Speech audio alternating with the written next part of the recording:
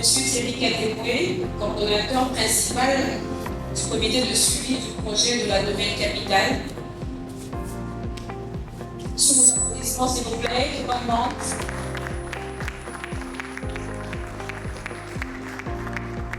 Aujourd'hui, en fait, on va essayer de vous parler de Smart City, à la fois intégrée ou encore de façon intégrée. On va essayer de démontrer que ce n'est pas encore très évident parce que ça va être un peu une cellule à l'intérieur d'un écosystème qui n'est pas encore prêt. Et on va essayer de vous montrer comment est-ce que nous allons évoluer dans ce sens. Le projet d'extension de la ville de Kinshasa qui est l'extension, la création d'une nouvelle unité urbaine.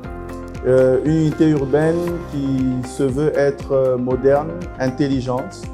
Et c'est par son côté intelligent que nous allons exposer en ce jour. Cette intelligence n'est pas un luxe ou bien une volonté du futur, mais c'est un mode de gestion et d'optimisation au quotidien de pouvoir faire mieux. C'est un projet qui a été conçu par le gouvernement de la RDC pour pouvoir relever à la fois le défi de la modernisation, de l'urbanisation, surtout l'urbanisation organisée. Aujourd'hui, nous voyons bien la grande surpopulation que nous avons dans notre ville de Kinshasa. Le but ici est de pouvoir permettre à ce que dans les années qui viennent, dans les mois qui viennent déjà, puisque le projet démarre de façon imminente, on puisse commencer à entrevoir enfin un développement urbain organisé. Cela avec les différents segments que vous avez vus ici présents. Nous allons pouvoir mettre en place différents quartiers, différents modules de la ville de façon organisée, avec les zones urbaines, les quartiers résidentiels, les zones industrielles, les zones marinas, les bases logistiques, de façon synchronisée telle que ça doit se passer dans une ville moderne. Et cela aura évidemment un impact économique direct, déjà, d'abord sur la population, sur la ville de Kinshasa, sur le pays, puisqu'on va pouvoir redonner un nouveau souffle économique avec tous ces espaces structurés. Et on va aussi pouvoir mettre en place un cadre qui permettra un meilleur développement. Alors, qu'en est-il par rapport au Smart City, justement, dans ce projet? Puisque le projet étant très transversal, il y a plusieurs sujets qui peuvent être abordés. Et ici, nous allons essentiellement insister sur le développement de la partie intelligente, de la partie smart. Ça va être à deux volets, le côté l'intelligence dans cette ville, parce qu'il y a un premier volet qui ne peut être actif que de façon générale par rapport à l'écosystème de la République. C'est comme par exemple sur les usages de certaines cartes, on l'a dit ici depuis hier, ce sont des aspects qui seront développés tout au long du projet en général. Mais que nous pouvons-nous faire et qu'allons-nous faire pour être un modèle de départ, pour être un modèle d'intelligence de ville? C'est quoi la Smart City? La Smart City, c'est un concept qui en fait met en place des bases de données. C'est le traitement de données. On va pouvoir avoir au sein de notre ville des clouds, des data centers qui pourront alors collecter de façon permanente, de façon régulière des données et ces données devront être utilisées dans la gestion de la ville. De façon assez brève, voilà ce que je peux dire sur le côté smart que nous allons apporter dans le projet d'extension de la ville de Kinshasa. Nous démarrons normalement courant du mois de novembre, du moins je vais dire l'année 2025. Et la première expérience étant sur la cité industrielle, c'est là la dernière partie du côté smart que je vais essayer d'expliquer. C'est une cité industrielle de 7500 hectares. Cité industrielle parce que nous avons une zone de négoce, nous avons une cité ouvrière ainsi que les parcs industriels.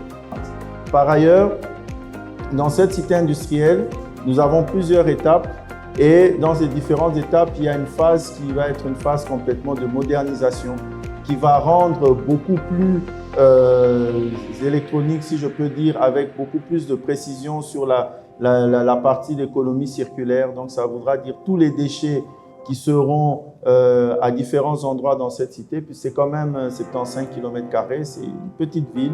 On va pouvoir développer les différents capteurs qui vont permettre à ce qu'on puisse avoir ces traitements, avoir tout à fait les données en permanence qui reviendront dans les différents clouds. La cité industrielle aura son propre cloud. Voilà plus ou moins concernant le projet d'extension de la ville de Kinshasa sur les Smart Cities. Je vous remercie. Donc j'aimerais savoir si vous travaillez avec des compagnies externes ou vous avez des projets aussi d'intégrer des compagnies internes, des compagnies congolaises qui vont aussi participer dans ce projet qui est très grand et qui est vraiment la ville. Voilà, à quel niveau vous allez placer la formation pour les intégrateurs de son database cloud et aussi la formation aussi pour les utilisateurs, parce qu'ils seront en face des terminaux, qui sont aussi des éléments importants pour la réussite de ce projet. Quelles sont les stratégies mises en place pour permettre l'accès au bas peuple, à la classe moyenne, un peu en quelque sorte? Et ça reviendra à combien pour le loyer, soit pour l'achat immédiat? Je vais commencer par la première question sur l'implication des jeunes et des sociétés congolaises.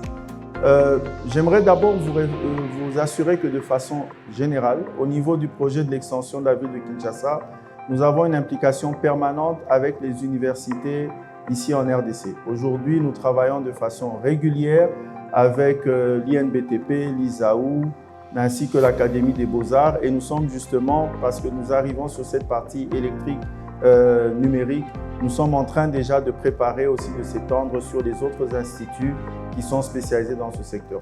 La formation est l'une de nos clés. Nous sommes en train d'espérer que dans les premiers jours du démarrage du projet, des divers types de centres de formation sont en train d'être préparés pour être mis en place. Mais là, on parle de la formation de ceux qui travaillent, qui travailleront dans les sites. Mais il y a cette formation continue du citoyen congolais pour pouvoir utiliser tous ces éléments smart. Concernant les logements, ce projet n'est pas un projet, si je peux dire un projet pour riches, entre guillemets, puisque cette question revient souvent. Déjà, pour preuve, c'est que nous commençons par une cité industrielle et la majorité, donc les premiers habitants de la nouvelle unité urbaine seront les ouvriers de l'industrie, ça sera la cité ouvrière. Et le but, justement, sur 430 km², j'ose croire que ce n'est pas possible de le faire rien que pour, entre guillemets, des riches, mais surtout pour la jeunesse et la classe moyenne. C'est ça l'objectif.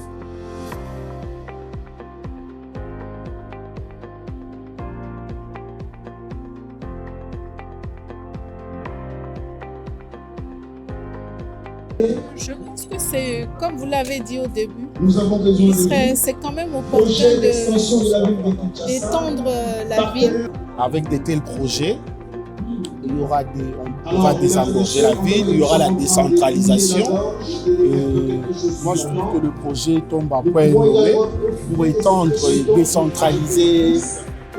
Ça va créer la fluidité et le déplacement des personnes et de biens. Et je pense que c'est un bon projet. Vous savez, le problème qu'on a à Kinshasa aujourd'hui, les inondations, les gens construisent un peu partout, c'était déjà par rapport à l'urbanisation. Et par rapport à ces projets, j'ai vu qu'ils ont présenté quelque chose de concret avant même qu'on commence la construction. Ce qui veut dire que ça sera un projet très intéressant et on fait en sorte que ça se matérialise. C'est un bon projet. Ce projet garantit le développement de la ville de Kinshasa. Alors, ça donne aussi une autre image de la ville, voilà, de la nation, parce qu'un grand nombre de jeunes seront engagés. Ça pourra aussi, le projet pourra aussi diminuer en quelque sorte le taux de chômage. Je ne dirais pas que je suis sceptique, parce que les projets comme ça, on en voit beaucoup. Mais j'ai beaucoup aimé la présentation, les maquettes, je peux dire que c'était un peu parfait. Un peu trop beau même pour être vrai, parce qu'on est habitué à ce qu'on nous vend du rêve. Hein. là qu'on se le dise, on est congolais. Mais je pense que le projet est viable et je pense que le laps de temps qui est donné nous permettra de faire ça avec beaucoup de volonté, beaucoup de courage et surtout beaucoup de rigueur dans les mesures qui ont été prises. Voilà, c'est tout ce que je peux dire par rapport à ça. Moi, ce que j'ai le plus aimé, c'est qu'ils ont intéressé les étudiants à participer à cette construction, à cette innovation. C'est très bien. Et puis, c'est aussi une belle ville. Hein? Au moins, on espère que là-bas, il n'y aura pas des embouteillages.